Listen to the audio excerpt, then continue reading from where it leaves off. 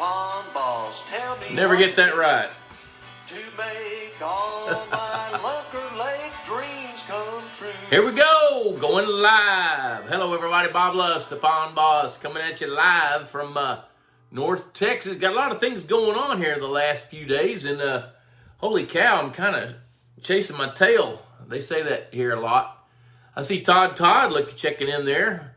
I'm hoping Michael Eric was first one up to bat. He better be. We've been messaging each other back and forth for about the last 10 minutes or so. He wants to be talking about crappie. I don't think he reminded me, but so what? Here we go. Kim Moore, Kelly Lewicki, and Matt Neeland are watching. John Funk from Michigan. DeAndre Kimbrough, Jared Gunner Eagleberg. Holy cow, we got a lot of folks going on. We're already up to 23.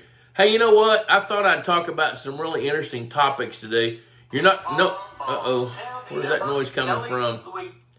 Got to shut that off. Holy cow. You think I was a one-man show? Oh, wait, I am a one-man show right here. I am the producer and your host right here on Pond Boss. Facebook page live. Marcus Duplachane. Hope I pronounced that right. First-time listener. Well, that's great, man. Marcus, I'm glad you're on here. Hey, Jose, what are you doing, buddy? I know it's pretty dadgum warm where you're hanging out. There's Vito. Hey, Vito. Good to see you, brother. So I know we got 36 people, but I only know about 8 or 10 of you guys are on here. There's Kenny Sanderson checking in from Kansas. Micah Terrell, Palapena King. Latham Pugh, host with the most. Most what? Hey, I got like 4 or 5 topics. I promise you, nobody else in the world right now, oh hell, not even right now, probably never have ever talked about crappie in small waters, Nano Bubbles, yep, fish sex, woo, and shad. But here we go. We're going to give it a whirl and see where it goes. So if you guys and gals have questions, pitch them to me. I'll do the best I can to see them. But I am a one-man show producer and the talent. Oh my gosh, hope Debbie's not watching. She'll throw a rock at me. If she was here, she would just roll her eyes and say, shut up. I'd say, sorry, honey. You're right. Kim Moore from Central Illinois. Billy Bates. Hey, you guys know the deal here. You guys, Marcus, you cut me some slack. Thanks. Matt Marsden might be near Whitesboro next week. Going to be in? I'll be in and out, Matt. So if you're going to be in the country, just, give me a message, email me, call me. I think you got my cell phone number. Just holler at me. There's Mark Primo checking in from South L.A.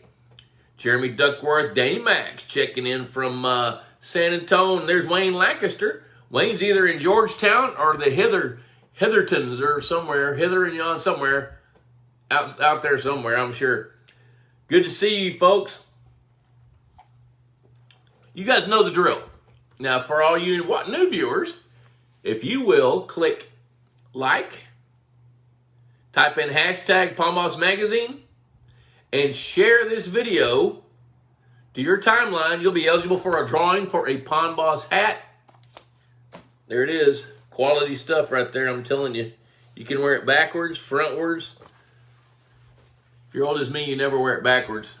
And a Pond Boss mug. I don't know if Jacob West is watching tonight, but he knows the deal here. Mark Primo knows this too. Knows how to keep hot things hot and cold things cold. We don't know how it knows, but it does. And it works pretty good. Longtime friend Gary Valentine, who was a Soil Conservation Service state biologist, fisheries biologist for a long, long time. Gosh, I've got so many cool stories about that guy. Back in, I first started in business in 1980. And I didn't know what I was doing. And sometimes I still don't know what I'm doing. But he came, I had a fish farm leased near Wichita Falls, Texas, up west of Wichita Falls. About 80 acres of ponds or so. And he came up there and he was going to help me try to figure out some things we could do to get better production out of the water, and how to deal with feeding fish and just what to do with the fish when you got them, things like that. And he showed up in November of that year. It's like 1981. And he was going to stay the night with us, which I thought was very cool. This state biologist, I'm in my early 20s, and he's going to stay the night. He said, now listen, he told me on the phone, man, back then we had a landline. Long distance calls were 25 cents a minute. think about that for a minute. 25 cents a minute, long distance, rotary phone. So you kind of got to limit how much time you talk. So he said, I just want you to know it's my birthday, and I'm going to be staying with you guys. Oh, my gosh, I felt kind of guilty about that. This dude's going to be spending the night with us. It's his birthday. So I ran to the store, which was like 18 miles, got stuff to make a cake, made the guy a cake, iced it.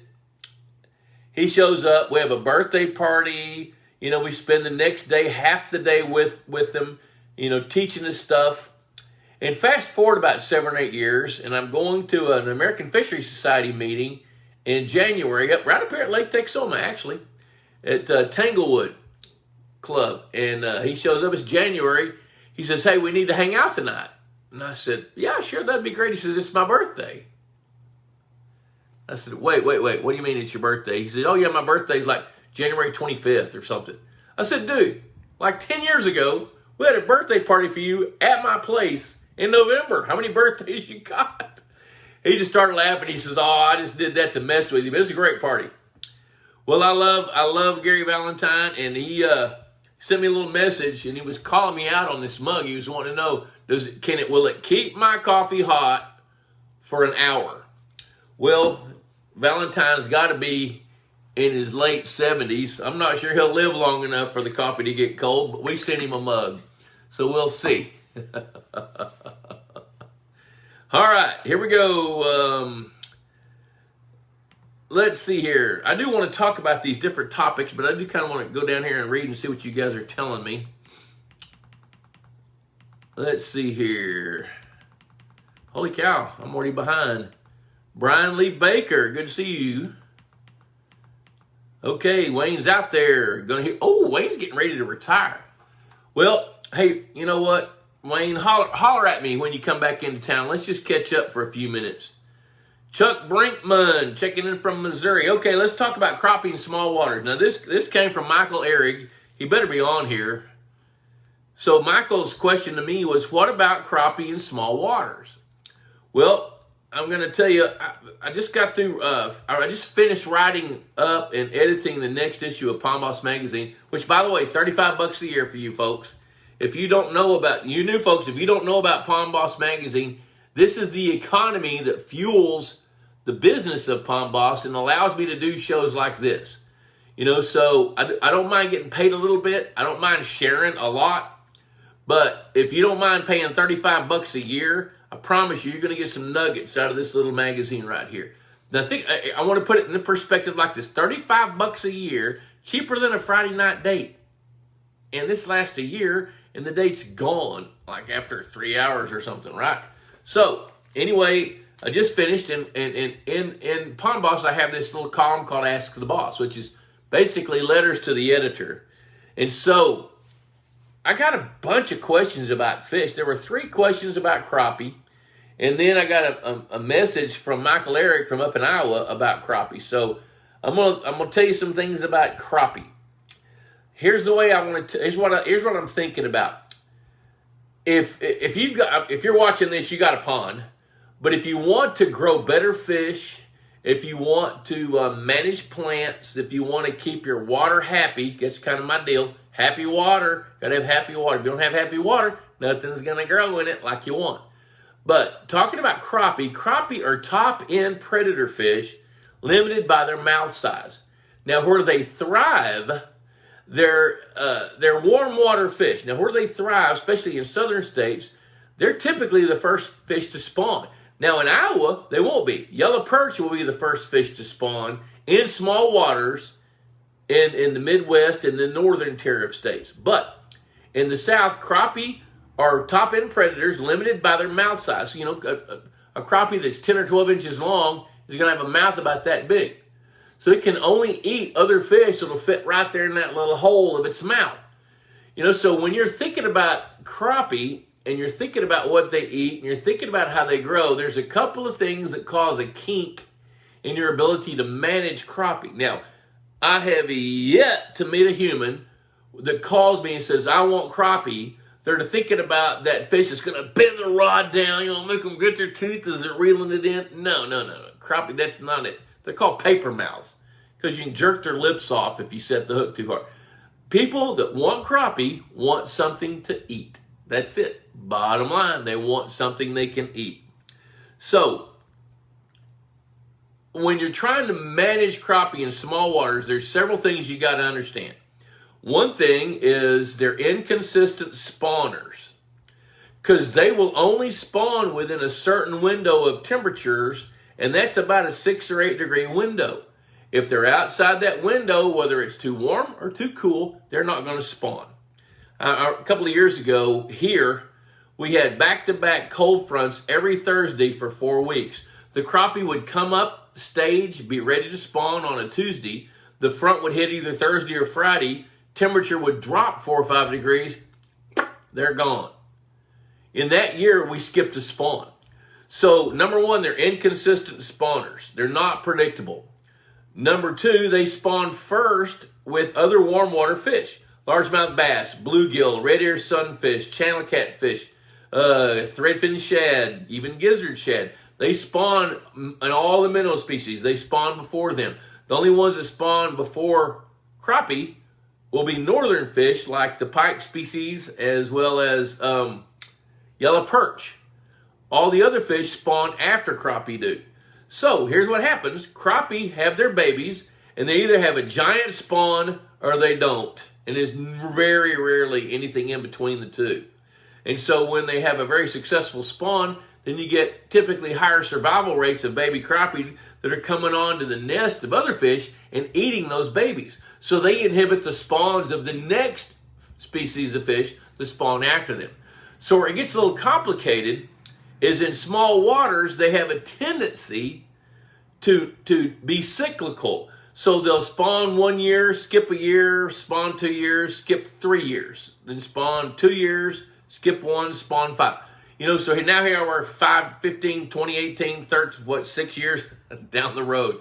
And you've got an inconsistent population of crappie that are really, really hard to manage. I'll always remember my first lesson about crappie was in a lake out in the Texas Panhandle called Horner Lake. Horner Lake's like a 37-acre lake when it's full. I think it's mostly empty now. But you got to go back to like 1981 for this little occurrence. They, the club membership, there were about 15 of them. They had a budget of $1,000. And we went and analyzed that lake, and we figured out that for about 7 years, the crappie had overpopulated and the other fish could not keep up. They would eat the baby bluegills coming off the nest. They would eat baby bass. There were, when we did our analysis, we found like 3 bass, and we estimated in that 37-acre lake that there were somewhere in excess of 170,000 crappie. Average length 4 inches. Average age 7 years. A little thicker than a postage stamp. About that thick. So that lake had a dilemma. Now I've seen, that's probably the most dramatic crappie situation I've ever seen. Now I'm going to tell you that if you want to manage crappie in small waters, you can probably succeed if you start off with plenty of bait fish, fathead minnows, golden shiners, things like that. You can probably succeed in small waters for 3 or 4 years, but at some point, it's going to get upside down. Now, with small waters like a 1 or 2 acre pond, you can fix that in one day. You can go out and kill every fish in it. It won't cost a lot of money. You can change it and get like you want. But I'm going to tell you this. Crappie don't succeed measurably over a long period of time in water less than about 20 acres. Now, I know you guys are going to message me and say, dude, hey, I've got a 3 acre pond. I've caught some 12 and 13 inch crappie. Well, congratulations. I know you did. I believe that. I've seen it. You know, the problem is keeping it like that, since crappie are cyclical. So there's my first little spiel about crappie, and I love crappie. Let me go down. I'm going to scroll down here. I'm kind of getting behind a little bit. There's Tim Stewart. Check it out. Tim drove all the way from Florida to Californication. Yep. John Funk likes the topics. Kim Moore. Let me see here. All right, I'm coming on down. Mike McPherson from Indiana, checking in. Todd Austin, good to see him. Blair Ollring. You know what? I don't know if Blair's any kin to Michael, but I think there's an N in one name and not an N in the other. Tony Sutton. Hey, Tony, Hey, Tony, do you subscribe to Pond Boss? You should, because one of your questions about Threadfin Shad and Golden Shiners, I put that in the magazine this next issue.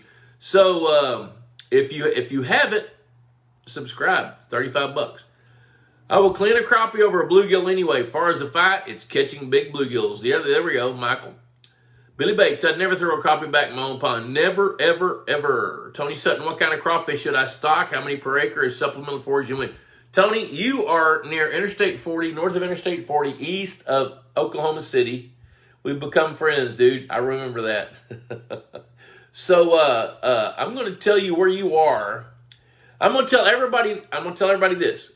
Only stock species that are conducive to your area.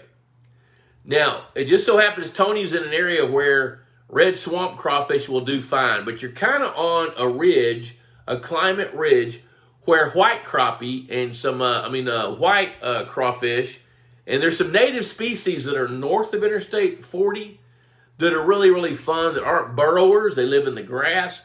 But if you want to buy crawfish from crawfish farmers, you can do that, Tony, and they'll do just fine there in Oklahoma. Now, I'm not going to tell somebody that in Kentucky.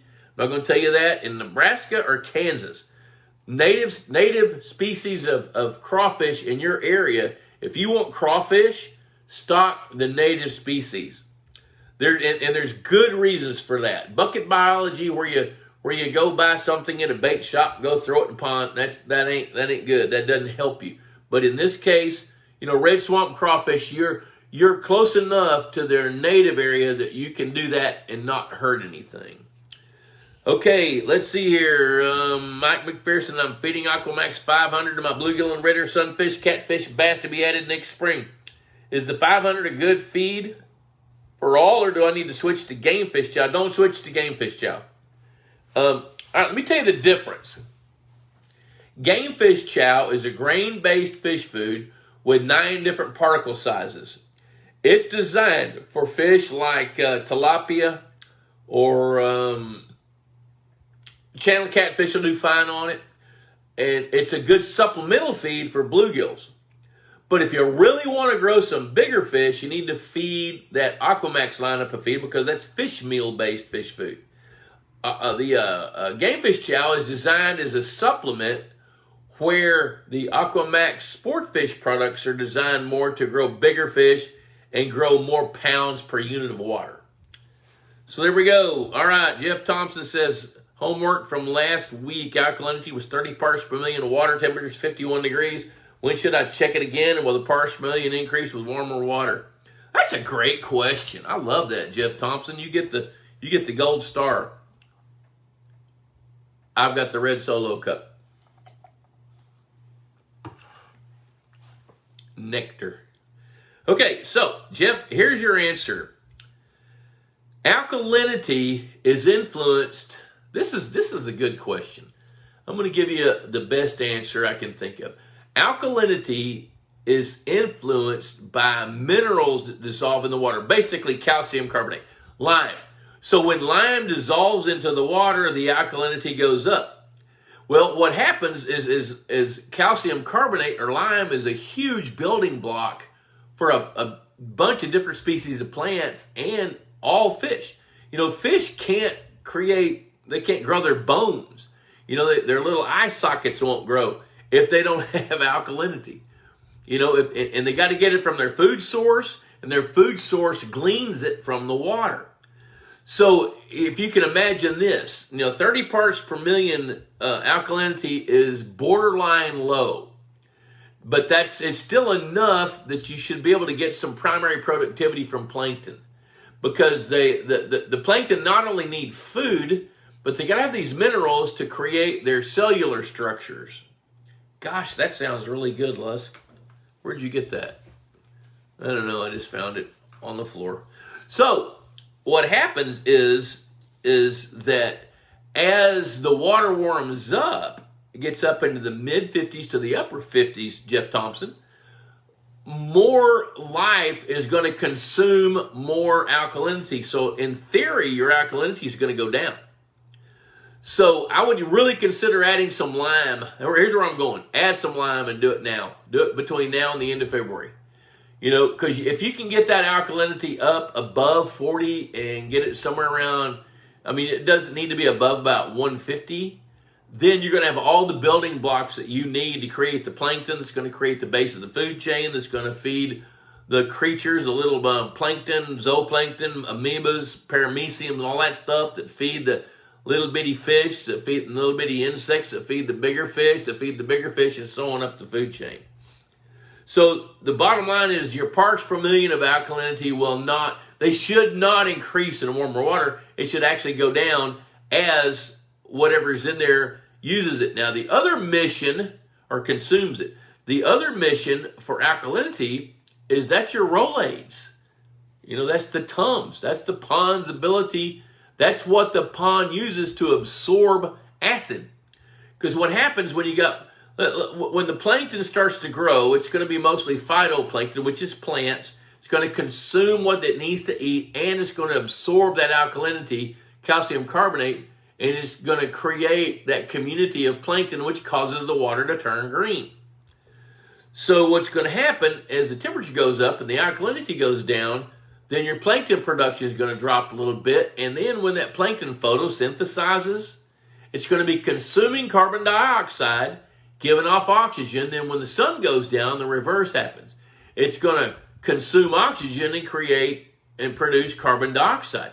So if you don't have the rolades in the water, you're going to see your pH spiking up and down every day. And that 30 parts per million is right on the cusp where you'll see that happen. You'll see your pH go up and go down.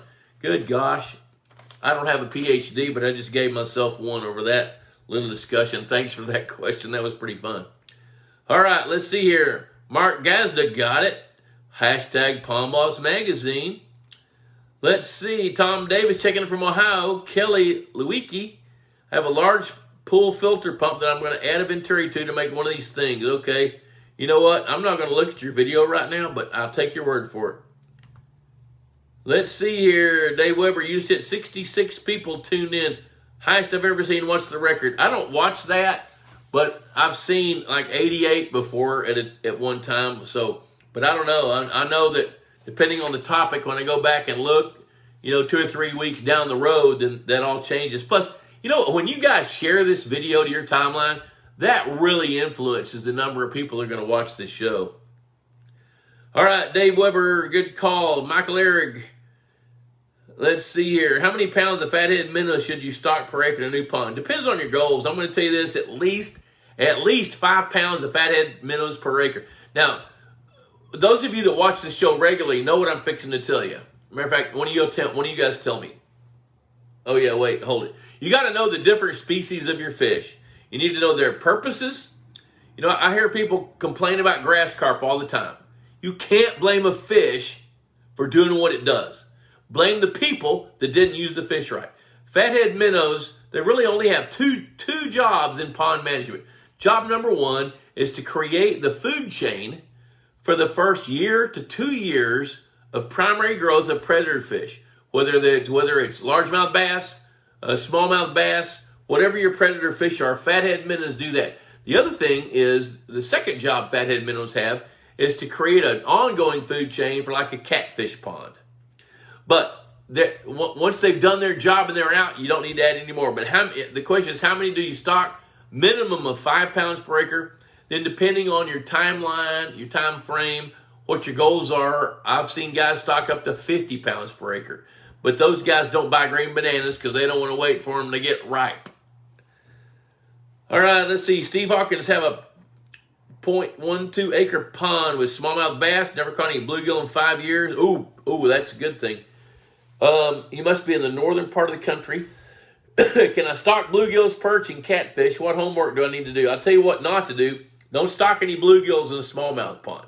Because smallmouth bass cannot keep up with bluegills. Bluegills, and I don't know where you are, but if you are somewhere along the Mason-Dixon line, you can expect the bluegills to spawn twice a year. And if you feed them, they may spawn 3 times a year.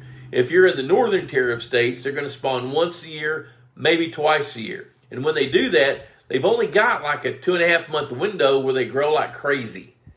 So they have a tendency to outgrow smallmouth bass's ability to catch them. Pumpkin seeds, sunfish, are a much, much, much better choice for smallmouth bass. And if you don't have any fathead minnows in there for smallmouth bass, and it's a fairly new pond, think about those. That can at least help them. Perch are a good idea for smallmouth bass. Perch spawn first in the spring. You know, they lay their ribbon full of eggs just right after ice off. Sometimes even when you got ice. So that's a good choice. So now, if you want perch, if you want channel catfish will come to fish feed. So if you want to stock some channel catfish and feed them, then you can do that and minimize their competition with your other fish like the yellow perch and smallmouth. Stock pumpkin seeds, don't stock bluegills. Brian Lee Baker, at what temperature should I start feeding my fathead golden shiner minnows in my pond? They start to feed around, I'm going to tell you 60 degrees through there somewhere, 55, 58. Start presenting the feed just a little bit at a time, half a pound consistently. And I don't know where you are, Brian, I don't remember. But I would start feeding them when the temperatures are in the upper 50s. Ray Riley, how do you gig them? Gig them, dude. Class of 79. Doug Brown, should I stock threadfin shad in a 1 acre pond, 4 to 6 feet deep, half a truckload is what I'm thinking. You know what? It's not too many, and you are not. Stocking threadfins into a 1 acre pond does no harm. Now, a 1 acre pond, I don't know where you are, but if your water temperature gets to 42 degrees or cooler, they're going to die.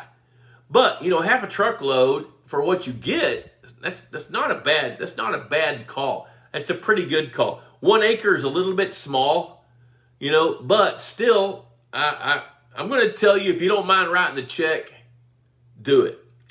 Kelly, the video is how to make your own nano bubble generator. Okay, I'll look at it later. Scott Hohensee. Hey, you know what? There's Scott checking in. I'm going to take a minute and tell you how much I appreciate Purina Mills. Scott is a wildlife specialist with Purina Mills. If you've got any questions about feeding deer or even feeding fish, go check out Scott Hohensee. Scott Hohensee is a stud.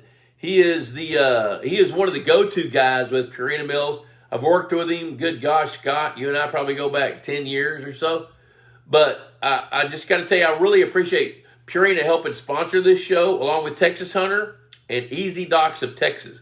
I'll always remember, I've told this story before, I'm not going to tell it now, but back in 1995, I sent a letter with my good buddy Walter Bassano, who worked with me back then, and we sent a letter to Purina Mills, 1601 South Hanley Drive, St. Louis, Missouri. See if they would advertise in Palm Boss Magazine. By the way, Palm Boss Magazine, $35 a year, cheaper than a Friday night date, and I promise you, you're going to get nuggets out of each issue that you can use. So anyway, within like 3 days, we got a phone call from Gordon Ballum and John Meadows from Purina Mills. And they said, hey, look, we want the inside front cover of your magazine, but better yet, we want to come sit down and talk to you about what we can do to help you with this industry. So they've had the inside front cover since then. They've got the back cover.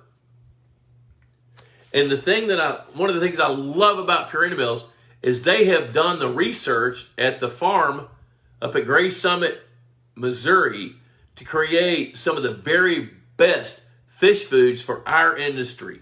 And they are my go-to. I have grown some giant bluegills, some huge feed train bass, some big catfish. I've got a catfish pond at LL, 2 that we grow catfish to eat. They're delicious. I love using Purina's Aquamax line of fish food. And I'll tell that story again one of these days, but that's where I'm going to leave it now. Texas Hunter Products, they've got the best feeders on the market. Customer service can't be beaten. If you guys want a feeder, go to Texas Hunter Products, and look at what they've got. William Jackson, 2 3/4 acre pond, 12 feet at the deepest. How many pounds of catfish would be good? The pond is 25 years old. 2 3/4 acre pond, 12 feet at the deepest. It would be Tim Woods just here for the fish sex. We're fixing to get it on, buddy. Just stand by. I'm going to get into that just in here just a minute. 2 3/4 acre pond, 12 feet at the deepest. How many pounds of catfish? You know, William, I'm going to tell you, if you want to raise catfish for food, you can. If you start off with 8 to 10 inch fingerlings that are big enough to escape being eaten by all the other fish in the pond, you can sustain in a typical pond 400 to 600 pounds of fish per acre. Now, they're going to convert that feed at about 1.5 or 2 to 1. You know, I would probably feed catfish grain-based fish food if it costs less and they're efficient with that. But if you want to stock, the way I would decide that is how many do you want to harvest at what size? That would help me. And then how many are you going to eat? You know, you're going to clean 1,000 catfish in a year. You're going to clean 500. In a 2 3/4 acre pond, you could stock 3,000 8-inch catfish. Start harvesting them when they're 2 pounds. And you're going to take out several thousand pounds of catfish over a long period of time. The phone's ringing. I feel like playing a trick on somebody. Somebody called a while ago, and I played a trick on them like everybody wants to, I told them I was the guy doing the floors, and I would take a message. All right, let's see here. Holy cow, I need to catch up. Mike Davis, currently rebuilding an old pond, making it larger, 2.3 acres surface area, average depth will be 4.5 feet and 10 feet at the dam lot structure. Like your thoughts on numbers of bass stocking numbers per acre. The goal is trophy bass for the kids. You think I'm going to believe that, right? Trophy bass for the kids. How old are the kids? 50? Well, the thing about kids is they want catch rates. So, Mike, what I'm going to tell you, 2.3 acres. Here, I'll tell you what I would do, if you don't mind writing the check. I would stock 2,000 bluegill with red ear sunfish per acre.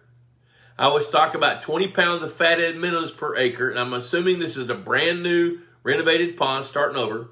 I would feed the heck out of them. Make sure the water's fertile.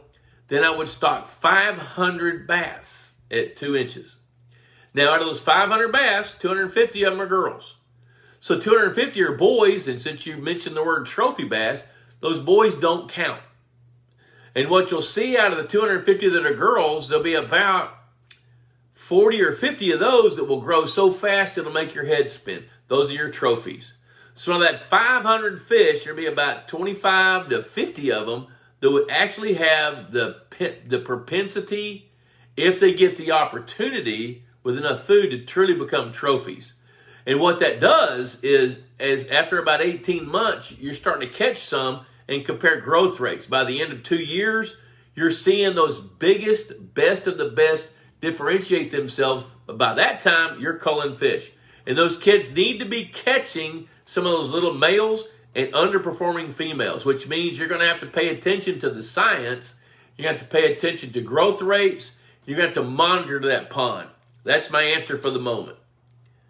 Gee whiz, I'm already behind. Let's see here. I want to talk about fish sex in a minute. New York State. Okay, Steve, I got you. Jonathan Stoddard. What are the pros and cons of stocking hybrid striped bass in a 1.5 acre pond in East Texas? The pros are is they'll grow really fast. They'll get really big really quick. And they love East Texas. They like that acidic water. But I guess one of the cons is they don't like hot. In the summer months, when you catch a hybrid striped bass, or a striper for that matter, they're going to want to fight to the death. And when you catch one and you let it fight, it's going to want to die. So if you do that, you got to catch them, get them in quick, then release them, or they're going to struggle. So that's really, the pros are they'll grow fast, they're easy to get, they don't reproduce, so you know what you got when you got them. And so there's a lot of pros about it. The biggest con is they don't really like hot. Matt Morrison checking in from Northwest Missouri. Mark Dyer, what's the best way to get Purina Mills quality fish food at the local store? You tell me which stores won't carry it. Purina dealers know they can get that fish food. And if they won't, you send me an email at boblusk@outlook.com, and I will forward it to the powers that be, and we'll see to it that they get that fish food. Now, what they typically do, here's how Purina works. You come to the store, you tell them you want that product. Then they order it through their distribution system. They do that like on a Tuesday. And then on the following Wednesday, or whenever, they order like in 1 week increments. So then they get the product in. But if they don't have it in stock at that moment, you got to order it the next week. So they don't let orders carry over. So every Purina dealer can order that fish food. And if you want to put a post up here, I got a feeling Scott Owens might chime in on that. Mark Durham, hey Bob, great show. Good to see you. Happy New Year. Hope you're staying safe from COVID. We are. Actually, I get to go get the vaccine tomorrow. My daughter's a nurse, and she wants to administer the vaccine to me. So she's either going to get the blame or the credit. But tomorrow, the Queen and I go get our shot, our vaccine. So far, I don't think last year, I went to a New Year's Eve party. The next day, I started having symptoms, which is like January 1, right, of 2020, before we knew there was a pandemic. And I exhibited all the symptoms except loss of taste, loss of smell. And I had the cough, my lungs were tight, and it took me 2 weeks to get over that. But I called my doctor as soon as I had symptoms. He got me a Z-Pack and an antihistamine. So if I had it, we were able to fight it off, but I hadn't been tested. But I've been able to avoid it so far, thanks. Chuck Brinkman just purchased a piece of property right down the road with a pond, 1/16 acre, 8 feet deep, thinking of using it to grow forage fish. Transfer. Any recommendation on species? Depends on the forage fish or depends on the game fish that you want to feed. Chuck, where you are, I would think that you'd want to grow largemouth bass. I think I'd grow bluegills. Now, here's why. Chuck, for you guys that don't know Chuck, he's got giant channel catfish, he's got giant largemouth bass, and some pretty good bluegills. Well, Chuck, if you'll grow a bunch more bluegills, then I think that you can, in that hatchery pond, you can feed them and take the best of the best and keep growing those for a couple of years, then transfer those into your fishing pond. You got a shot at growing some 2-pound plus bluegills. Wyatt, we're on that Friday night date again, but we'll watch it later this week, attaboy. Wyatt's up in Colorado. I love it. Enjoy that Friday night date on this Wednesday. Kelly says, or Nathan says, every Tractor Supply store can get you MVP too. If it's other, okay, I got you. Expect to pay for, yeah, okay, got it. All right, there we go. Okay, so I think I've kind of caught up. Okay, holy cow, 707. Let's talk about fish sex. Talk about fish sex. One of the things that I've thought about over the last couple of days, thinking about this topic, was what are some things that would be beneficial to you guys? You know, when you have a pond, I'm going to go this way. As biologists, we're taught to seek balance. It probably took me 20 years of seeking balance to realize it ain't going to happen. It's not. You know, the coyotes are going to eat rabbits. If they don't have rabbits, the coyote numbers are going to go down. When the coyote numbers go down, the rabbit numbers go up. When the rabbit numbers go up, the coyote numbers go up, then the rabbit numbers go down. Same thing happens underwater. You've got predator fish eating prey fish. Now, the problem with the pond is you've got a confined space. So at some point, your predator fish are going to overeat your bait fish. So if you're not culling and allowing these fish to reproduce, you're never going to be anywhere near balance. So part of your job is to do all the 5 key components that I preach all the time. Happy water. You got to have the right habitat. You got to have the right food chain, good genetics, and a harvest plan. So let's drill down into that food chain a little bit. Different fish have sex different ways. Yes, he said that. Different fish, and we've gone down to 56 people. I guess I waited too long to talk about fish sex. So what happens with fish sex? Different fish reproduce in different ways. For example, gizzard shad, they spawn in the spring. They might lay 2 million, they might lay 500,000 eggs. They might lay 750,000 eggs. And when they do, they release those eggs. Some of them are fertilized. Then they tumble through the water. They're semi-buoyant, and the fish goes away. So whatever hatches, hatches. You know, and when they do, those fish are all hatched about the same time. Then you got these schools of similar sized fish that are going to grow up and get eaten like crazy. Whereas bass, for example, when they reproduce, they're going to make a nest. The male's going to go find a right female, going to bump her, She's going to squirt her eggs out. He's going to fertilize them. They're going to do their little dance over their nest. He's going to sit on those eggs and hatch those eggs. He's not going away from them until they become swim-up fry and they're big enough for him to eat. Then he's going to give them a nudge and they're going to go out and make their living the best they can, knowing that they're going to get eaten at some point.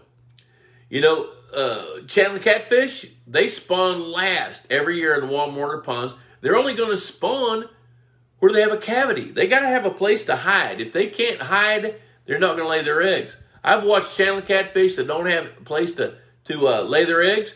The female will absorb her eggs. She'll just turn them right back into flesh or fat or whatever, and she'll get ready to start generating eggs for the next year. You know, and bluegill, they spawn in colonies. You know, they got to have what looks like little hoof print sized craters about that big around in colonies in water 6 inches to 2 feet deep, and they love gravel. And it looks like cattle have been waiting right there where those bluegill are spawning. You know, and so if you don't have the right kind of habitat for those different fish to spawn, threadfin shad, we were talking about those earlier, they lay their eggs on grass or logs or trees right along the edge. About 30 minutes before daylight, when they're ready to spawn, they'll migrate to the shallows, run in big long waves along the perimeter of a pond or a lake, and they'll lay their eggs, and about 30 minutes after daylight, they're done. They go back out and they start to feed. And they're going to deposit those eggs, they're going to cling to something, and those eggs are going to hatch. You know, so bluegill are colony spawners. Largemouth bass love to spawn in water anywhere from 2 feet to 10 feet deep. And they make a crater that's about, 12 to 14 inches in diameter. Red-breast sunfish, they'll make craters as big as 2 feet in diameter, and that red-breast sunfish runs round and around that crater chasing off all comers that he can. You know, all comers. He didn't say that. Got to go back to the red Solo cup after that one. Who's laughing at that? So, if you understand how your fish are going to reproduce, and you know that it takes 10 pounds of bait fish for a game fish to gain a pound, then you know that how important it is to have spawning habitat for those fish that are key components of your fishery. You know, I've actually designed lakes where we could try to minimize places that bass could spawn and maximize places that bluegill can spawn. Because we want to grow as much food fish as we can. We don't really care if the bass reproduce. You know, because a 5-pound female bass may lay 80,000 eggs. How many of those need to hatch to replace that fish? You know, and the biggest problem with largemouth bass ponds is you get too many bass. So making sure that you have the right kind of spawning substrate. Fathead minnows, they stick their eggs on the underneath side of firm objects in circles about as big around as a $50. So the male will get these little bumps on his nose. That's part of why they call him a fathead. And then he'll come up and he'll scrape a nest on a dock piling or a rock or whatever, and then he'll go get a female that's ready, get those eggs, fertilize them, and he'll stick them in that little nest. They're little clear eggs, and he'll stay there with them until they hatch. Then he'll go get another one. Then he'll go get another one, over and over and over. So if you're going to have fathead minnows and you want them to spawn, they got to stick their eggs on the underneath sides of firm objects. So there's fish sex. And so you need to know about those species of fish. There's something else that's pretty cool. Red ear sunfish and pumpkin seeds and bluegill all spawn similarly, but they rarely interbreed. Now, I do come across some bluegill red ear hybrids from time to time. It's not common, but I see that. I come across some hybrid crosses between green sunfish and bluegill from time to time. It's not common, but I'll see it because they use the same kind of beds. Matter of fact, it's real common for bluegill and red ear to spawn in the same beds. The difference is they spawn at different temperatures with different phases of the moon. So that's kind of how God keeps these things sorted out and keeps these species pure. But our job is to make sure that the beds are made so the fish can have sex. So let's talk about nano bubbles. Had a question that came across my email today about nano bubbles. And I wrote an article for Pond Boss back, I think it was May, June of last year about nano bubbles. So there's some technology that was developed for the wastewater treatment business industry that would inject microscopic bubbles of oxygen extracted from the atmosphere by this machine. And what it does in wastewater is it expedites the decomposition of organic matter that's dissolved in the water to cleanse the water so that they can meet EPA standards to be released. So the thing about water is I'm fascinated with water. Water is an amazing substance. It's got such a keen ability to cleanse itself. Now there's some things that dissolve in water that you can't get out, like birth control pills, things like that. But you can sure extract phosphorus, you can extract sulfur, you can extract all kinds of stuff like that. Nitrogen, nitrates, nitrites can be extracted with plant life. But in order for those nutrients to break down where they can be utilized, oxygen needs to be present. Well, Nano Bubble technology has started to shift over into the pond management business. And I think the original thought was, can we use Nano Bubble technology to inject? Now here's what happens. It takes air, brings it into a machine, keeps the oxygen, spits out everything else, and sends concentrated amounts of oxygen and breaks it down into tiny little molecules, almost on the molecular level, and puts it into the water. So it's not like it's truly dissolved; it's injected, and it's not bubbles, so it can't escape as quickly. But what happens is when you put those nano bubbles in the water, and it's a high percentage of oxygen, you put it below the thermocline in your pond. What happens is the water below your water stratifies. It'll start doing that like in April or May, depending on where you are. You get a warm layer of water sitting on top of a cold layer of water. The cold layer of water will soon be devoid of oxygen. But it's devoid of oxygen because it can't replenish it. So when nano bubbles are injected into that cooler water under the thermocline, then all that organic matter tries to consume it as quickly as it can. And right now, the science is showing that these nano bubble generators are not capable of producing and injecting enough oxygen to keep up with the biological oxygen demand. So the theory is can we inject enough oxygen into the cool, voidless, or no oxygen water under the thermocline to where cold water species can live in Florida or Texas or South LA? That's kind of the premise behind all that. Now, time will tell, but right now, it's very expensive. It's a great idea. I think we're probably a couple of years out from having enough science that will prove up what we can do, what we can't do. With nano bubbles, 718, hey, $35 a year right there. $35, cheaper than a Friday night date. And I know our buddy up there in Colorado's on his date. I don't blame him, but set aside $35. Go to pondboss.com. Hey, there's a number of resources for you. Watching this video of me talking to people and hitting a few topics as we go is one thing, but you can go to pondboss.com. There's a resource guide there where you can find people you can talk to. There is Ask the Boss Forum, which is a live forum. I saw Kenny Sanderson on here a while ago. He's on there all the time. So is Mark. So is Weber. Dave Weber's on it all the time. So you guys can get some really good answers from the forum, the resource guide. A lot of free articles at pondboss.com. And the magazine. If you want a sample copy of the magazine, just send us an email and we'll get you a copy of that. Let me see here. There's Wyatt looking forward to hearing about the premium. Okay, you know what? The premium content, I'm glad he said that. So Wyatt, what we did was we videoed the Bob Lusk Institute of Higher Pondology, and I'm working with the videographer. We're in the middle of editing all that content. What we're going to do is we're going to put it online where you can buy that curriculum, and you can buy the curriculum that suits you. And it's going to be really good content. We're going to have some content that you can't get online anywhere else because we have a way of putting it together where, you know, if you spent hours and hours and hours, you might be able to dig it up and then maybe you understand it. We've got it in a format where it will help you. And you know, the comment that I use, I used it last week, is we help you avoid paying the dumb tax.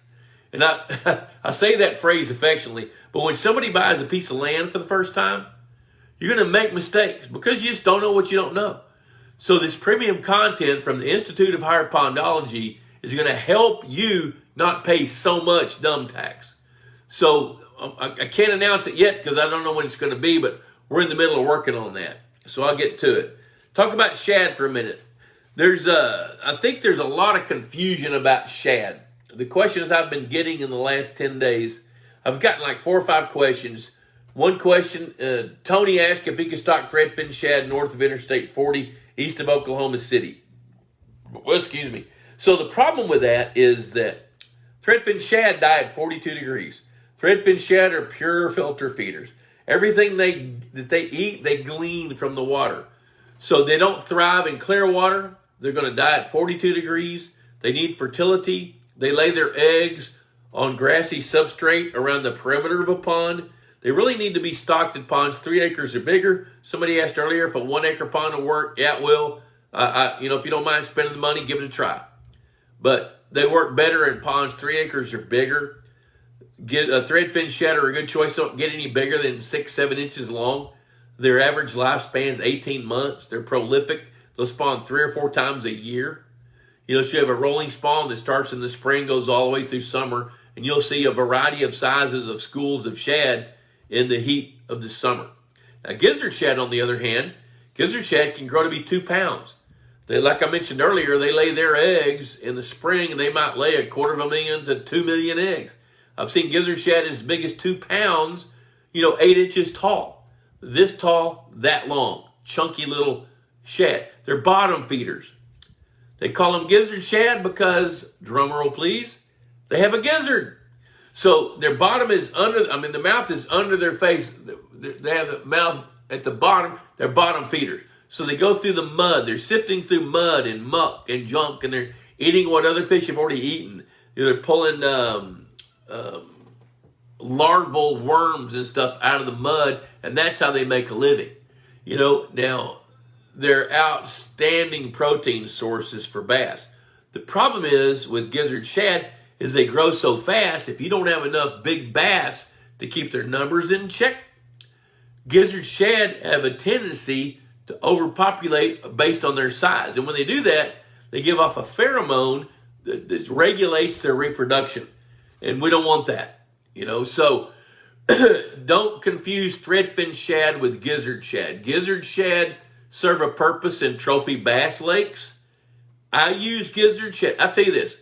Every trophy bass lake I've ever managed has gizzard shad. But, here's the big but, the big caveat.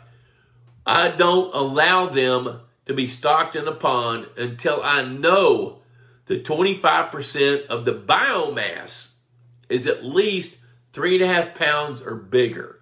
So I want enough big bass to feed on those gizzard shad in a short window of time each year. That's a big deal. Now, habitat for gizzard shad, shallow, muddy areas. The more shallow, muddy areas you've got in your body of water, the more gizzard shad you're going to have. So you got to have the best habitat for bass, minimal amount of habitat for gizzard shad, and they'll work. So here we go, 7:23. Let's tackle a few more questions. Josie says it's the Aggie in me. She knows that. Tony Sutton just bought a year subscription to Pond Boss. Thank you very much. There's Fishing Like a Girl. Cat. Hey there, Bob. Are there any species that spawn on beds in deeper water?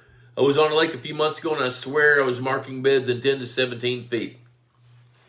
I'll tell you what. No, not really. If you're marking beds at 17 feet, on a rare occasion, depending on that lake, largemouth bass will bed that deep, but that's not their first choice. Their first choice is to be in water 4 to 6 feet deep because of the temperature. And what happens is course, in the springtime, when the temperature starts to rise, it's hitting the water and it's wanting to leave the water. So that top 3 or 4 feet of water is going to be warmer than the next 3 or 4 feet of water, which is going to be warmer than the next 3 or 4 feet of water.